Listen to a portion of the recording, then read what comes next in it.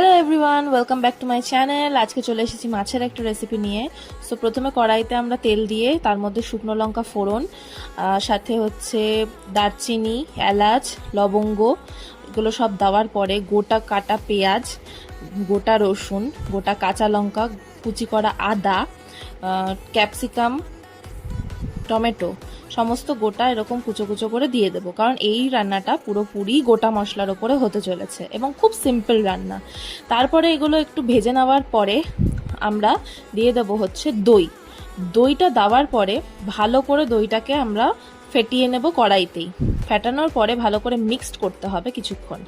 Mixed করে দেন আমরা দিয়ে দেবো তেজপাতাটা প্রথমে দেওয়া হয়নি এই কারণে যে পুড়ে যাবে, তাই পরে দিয়েছি আমরা ফ্লেভারের জন্য, আপনারা চাইলে আগেও দিতে পারেন। তারপরে দিয়ে দেবো স্বাদ মতো নুন, তারপরে কিছুটা চিনি স্বাদ মতো দিয়ে ভালো করে সাতলাতে হবে।